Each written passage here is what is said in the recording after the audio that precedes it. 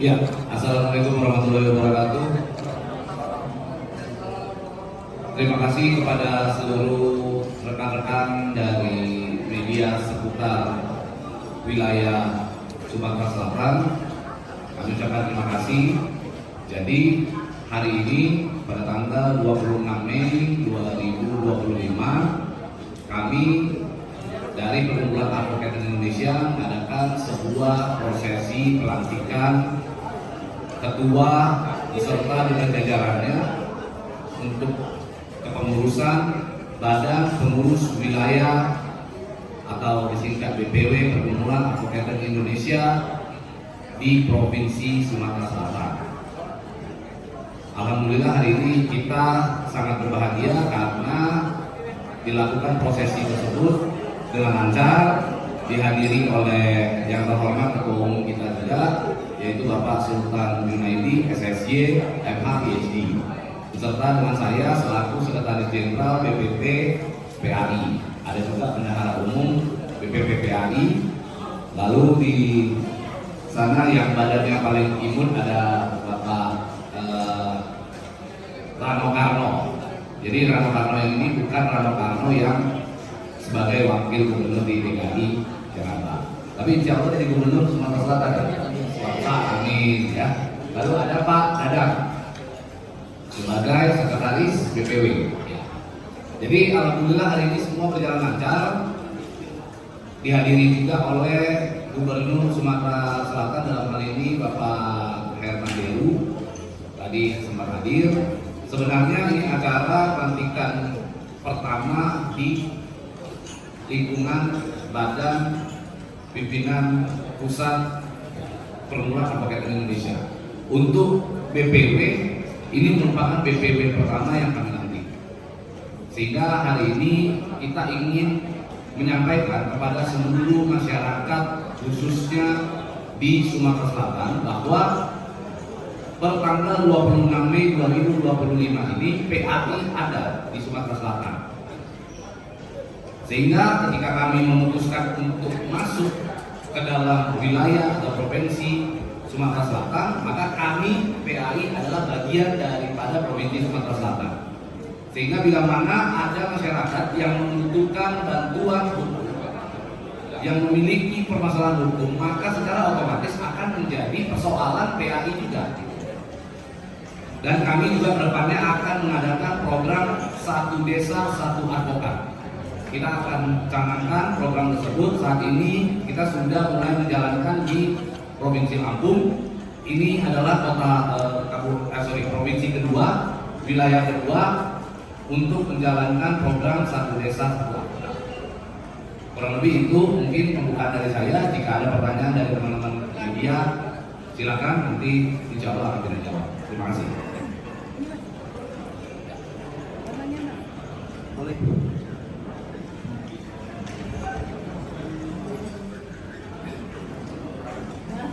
Saya Atika dari Koran Rakyat Republik ini yang mau saya tanyakan. Sekarang kan organisasi advokat sejenis sudah mulai menjamur. Nah, yang kita herankan kenapa pemerintah seperti tidak merespon karena adanya pernyataan dari Kemenkumham bahwa yang diakui pemerintah hanya organisasi single bar. Nah, ini bagaimana tanggapannya?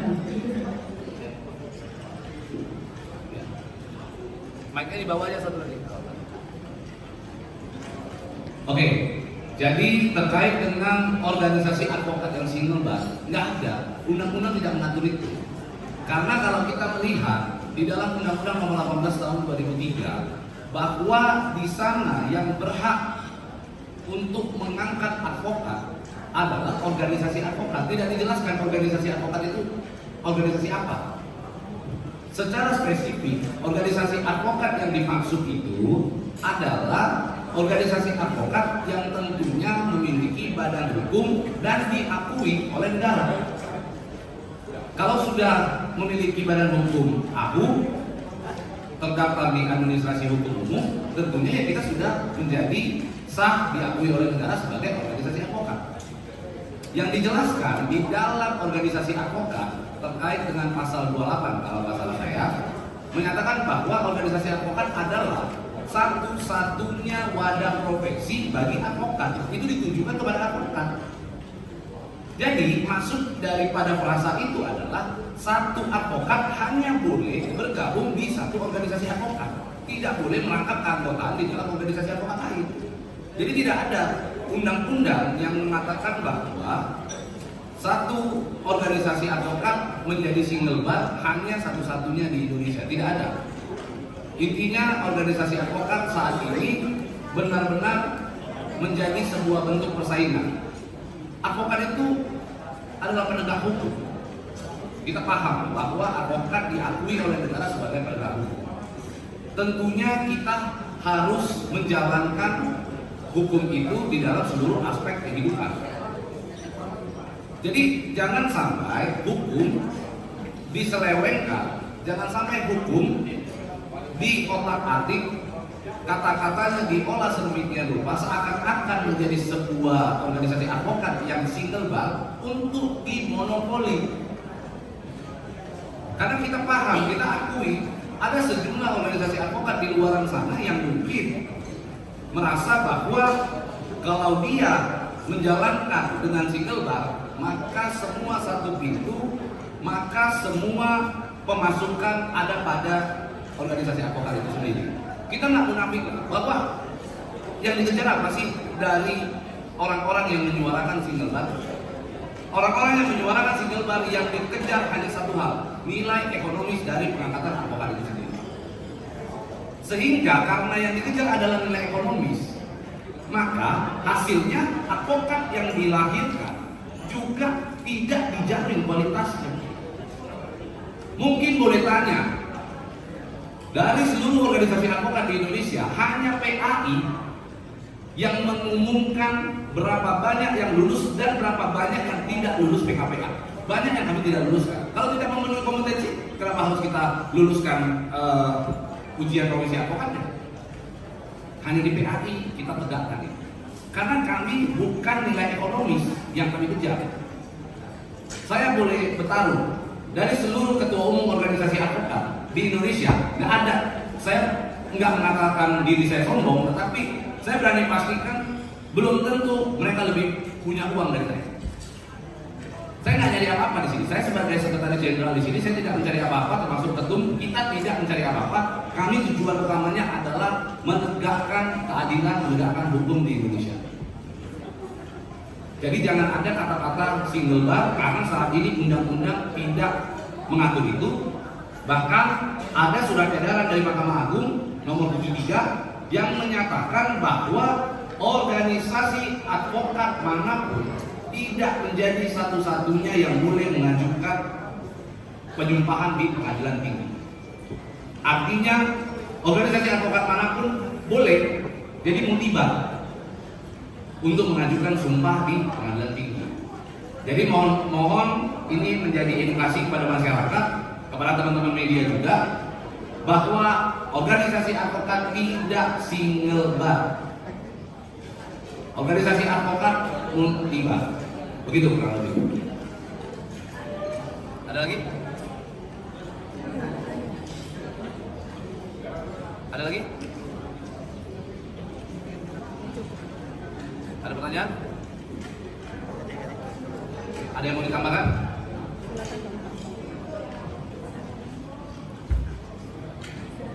Sudah cukup? Oke, ketum, ada yang mau ditambahkan? Baik, rekan-rekan media, perlu saya tambahkan sedikit bahwa selama ini ada pihak-pihak tertentu yang ingin memonopoli terhadap organisasi advokat yang ada. Kita semua pernah belajar, pernah mengenyam pendidikan, maka saya coba untuk membawa berpikir secara alam logika. Organisasi apapun di Indonesia ini, apabila negara, pemerintah tidak mengakui, tidak memberikan atau tidak mencatat dalam administrasi hukum umum. Apakah organisasi tersebut dikatakan legal atau ilegal? Itu satu. Yang kedua,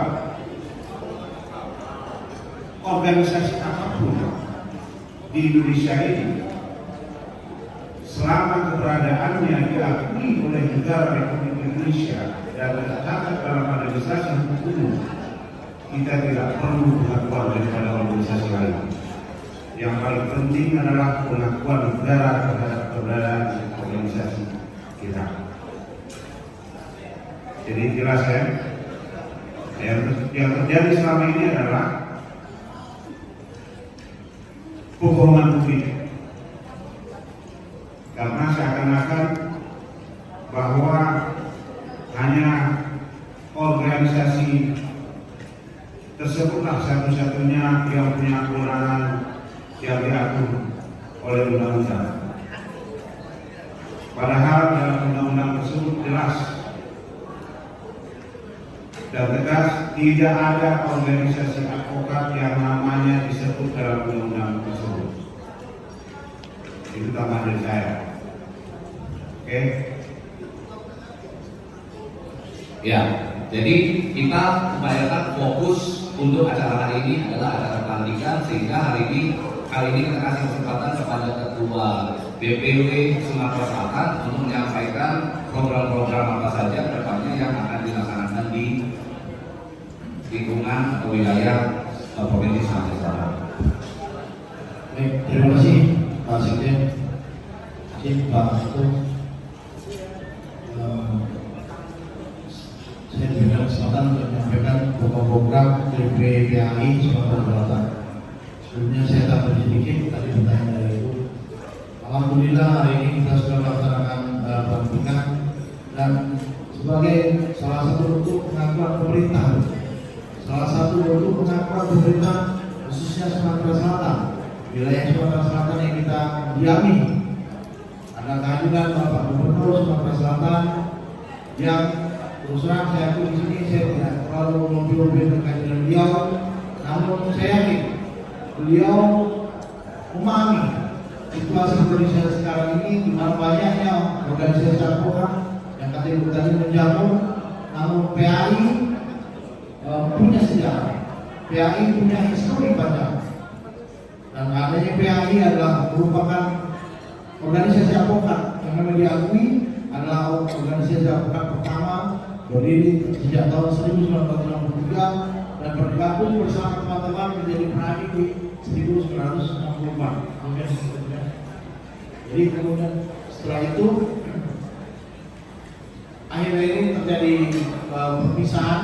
Nah, itu yang membuat kita bersikap mengambil sikap mandiri, berdiri sendiri, dan hari ini kita tunjukkan di halayak umum kami Perkumpulan Advokat Indonesia Badan Pimpinan Wilayah Sumatera Selatan siap hadir, siap bersama seluruh lapisan masyarakat, khususnya masyarakat yang berekonomi lemah, orang-orang cilik yang sekarang saat ini mungkin boleh dirasakan bahwa saya diberitakan adanya kasus-kasus yang terjadi sekarang ini yang sangat membutuhkan pendampingan hukum. Ya, teman-teman advokat juga siap untuk tidak dibayar, dan khusus untuk pelayanan masyarakat kecil tadi.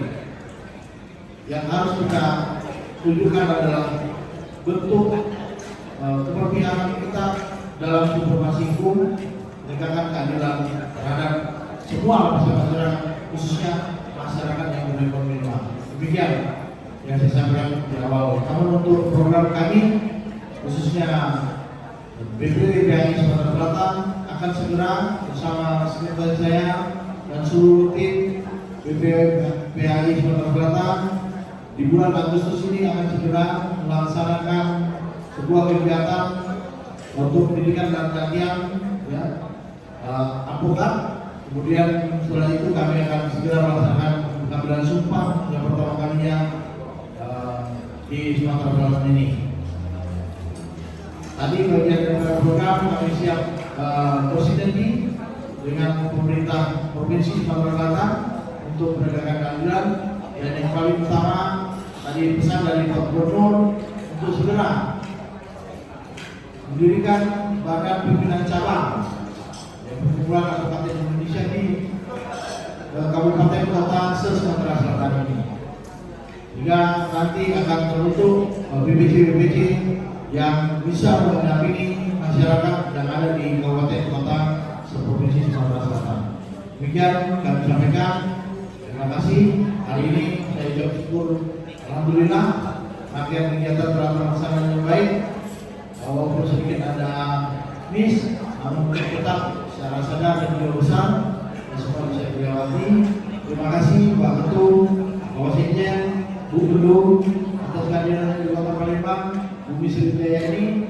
Inilah kami dengan keterbatasan kami di sini, namun yakinlah apapun itu, percayakan kepada kami akan berjuang sepenuh hati untuk mengibarkan bendera perkumpulan Indonesia setinggi-tingginya, kemudian mengumpulkan anggota, melahirkan lapangan muda yang terbaik se-Sumatera Selatan. Terima kasih. Assalamualaikum warahmatullahi wabarakatuh.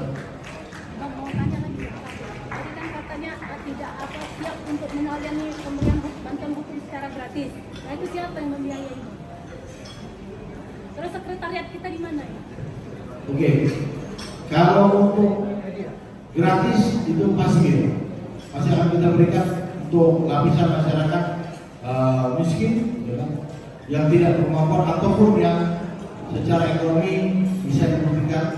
Kemudian kalau untuk kantor kami ada di Jalan Sinaraga nomor A2, ya, Kecamatan Ilir Timur 3, Kelurahan 8 Ilir, Kota Palembang. Posisinya di sebelah Polsek Kuning. Oke, saya tambah sedikit ya terkait pelayanan hukum gratis. Sebenarnya pemerintah sudah memberikan aturan hukum bagi masyarakat miskin untuk mendapatkan keadilan dalam bentuk Undang-Undang Nomor 16 Tahun 2011 tentang bantuan hukum. Jadi bagi masyarakat yang tidak mampu itu dibiayai oleh negara melalui Badan Pembinaan Hukum Nasional. Tentu ada proses yang harus dilalui. Walaupun demikian, kami dari PAI tetap menyediakan ruang tersendiri bagi masyarakat yang memang benar-benar membutuhkan keadilan dan masyarakat yang benar-benar terzolimi. Ya. Ya, silakan. Terima kasih Pak atas waktunya. Saya dari media Teropong dan aktivis mungkin di Sumsel ini. Jadi mungkin untuk pendampingan hukum di persidangan itu biasa dilakukan oleh advokat ini Pak. Mungkin harusnya PA ini ada terobosan Pak. Istilahnya hukum preventif Pak. Hukum preventif, waktu kebijakan itu dibuat, harusnya advokat itu sudah ada pengawalan kebijakan pemerintah. Seperti yang sekarang lagi tren itu dunia pendidikan. Dunia pendidikan ini saya di lapangan kemarin untuk domisili itu bahasa domisili itu adalah tempat dan jarak. Kenyataannya yang ditampilkan adalah nilai. Berasal dari bahasa judul kuliah aja, domisili dengan nilai itu udah beda jauh. Jadi misalnya ada kejadian, kebijakan pemerintah jalan, harusnya advokat ini sudah independen berdampingan dengan pemerintah. Selain mereka kan punya staf hukum dan staf ahli. Jadi harapan saya kalau bisa PAI ini adalah lawyer independen di setiap pemerintah, baik kabupaten kota. Jadi ada terobosan. Jadi waktu mereka buat kebijakan kita sudah kawal, jangan merugikan masyarakat. Sekarang yang lagi meresahkan itu masalah penerimaan siswa baik SMA maupun SMP domisili. Domisili itu diterjemahkan bahasa mereka nilai. Merasa kalau kita kuliah nggak lulus itu Pak.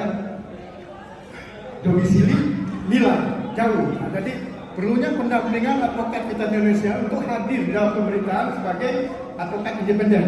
Jadi kebijakan pemerintah itu baik kota, kabupaten maupun provinsi itu sebelum dijalankan kita sudah ada di situ. Jangan sampai sudah di ranah hukum baru kita ribut. Harusnya preventifnya kita tampilkan. Nah itu saran kita supaya PAI ini keberadaannya lebih maksimal. baik di Sumatera maupun nasional. Nah, itu aja saran kita dari Metro. Oke, saya jawab ya. Mungkin saya coba agak geser ke undang-undang sedikit ya. Jadi advokat bekerja berdasarkan undang-undang, polisi bekerja berdasarkan undang-undang, jaksa bekerja berdasarkan undang-undang, hakim juga bekerja berdasarkan undang-undang. Nah, saat ini mungkin dalam proses secara politik di Komisi 3 DPR RI terkait pembahasan tentang kitab undang-undang hukum acara, ya, hukum acara yang lagi berproses di DPR RI. Nah, KUHP yang lalu itu tidak memberikan ruang kepada advokat untuk mendampingi kliennya mulai dari tingkat proses awal penyidikan, dan advokat juga tidak diberikan ruang untuk mendampingi saksi. Nah, mudah-mudahan ke depan dengan nanti tahun Januari 2006 kalau tidak ada kendala disahkannya KUHP yang baru. Nah, di situ diberikan ruang buat advokat mendampingi masyarakat mulai dari tahap proses awal hingga akhir. Gitu, Pak ya. Nah, kemudian terkait pelayanan terhadap masyarakat, kami tentunya melalui anggota PAI selain kami menghadirkan digitalisasi dengan aplikasi yang masyarakat bisa mengakses langsung, dan melalui aplikasi juga nanti kami akan mengarahkan di mana domisili masyarakat yang bermasalah hukum tersebut dan di mana advokat PAI yang terdekat. Jadi sehingga masyarakat merasa lebih cepat bantuan hukumnya yang dia terima. Jadi masyarakat juga tidak perlu saya contohkan misalnya tinggal di Banyumasin, ya, sosial ya, dia harus datang ke Palembang. Ini kan butuh waktu. Nanti melalui digitalisasi dan melalui anggota PAI kita akan mengarahkan agar masyarakat lebih mudah. Terima kasih. Ya. Layanan secara online. Pak ya.